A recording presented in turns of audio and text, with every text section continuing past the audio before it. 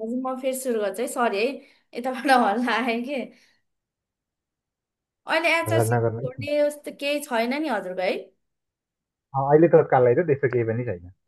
जे कामको लागि कन्ट्र्याक्ट साइन गर्नुभएको थियो त्यही काम गर्दै हुनुहुन्छ नि अहिले होइन?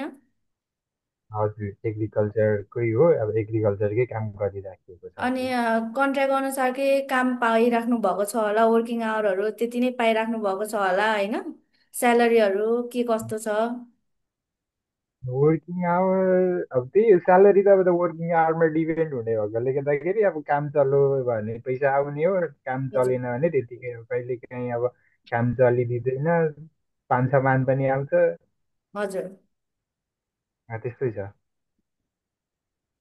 हजुरहरूसँग अहिले के अरे इलिगल काम गर्नेहरू कोही पनि हुनुहुन्न होला नि सायद है? छैन। छैन है? अँ, हजुरले आफ्नो जाइरो कार्ड पासपोर्टहरू आफैसँग राख्नुपर्छ। हजुर आफैसँग। यस्तो हजुरलाई यस्तो रुमहरूमा केही समस्या छ? त्यस्तो समस्या छैन। कतिजना बस्नुहुन्छ रुममा अहिले? हामी 3जना छौँ अहिले। एउटा रुममा? अपार्टको एउटा रुम हो, 3जना छौँ। हजुर। दुईटा रुम छ, एकजना सिङ्गल, दुईजना एक ठाउँमा बसेर। अनि बिदाहरू भनेको बेलामा पाउनुहुन्छ होला नि है? बिदा पाइन्छ। ए। अरू केही प्रब्लमहरू छ र हजुरको? प्रब्लम छ भने भन्न सक्नुहुन्छ है, एचआरसीले यस्तो गरिदिए हुन्थ्यो, यस्तो गरिदिए यस्तो उम्, हुन्थ्यो भन्ने के छ भने भन्न सक्नुहुन्छ है? अब प्रब्लमहरू त अब छ अब त्यो ऊ हुन्छ कि हुँदैन, मतलब अब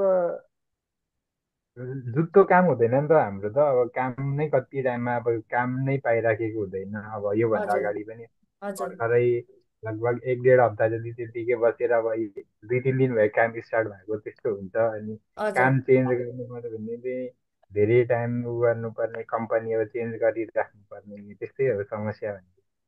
ए, अरू त केही छैन, यही के अरे कामकै बारेमा होइन? अलि धेरै काम चाहिँ वर्किङ आवर हुनु पर्यो भन्ने हजुर छ होइन?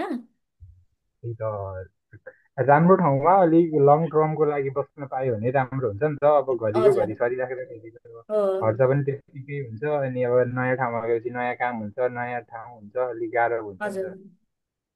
त्यही हो। हुन्छ म यो कुरा राखिदिन्छु हजुरको है। अनि अरू त केही छैन है? को हुनुहुन्छ अहिले त्यहाँ साथीहरू? साथी एउटा हुनुहुन्छ गुरुङ भूपेन्द्र, हजुर। अर्को जना हुनुहुन्छ विक सन्तोष।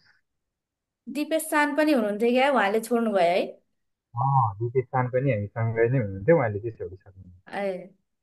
हुन्छ, उहाँहरू नि बोल्न भ्याउनुहुन्छ र?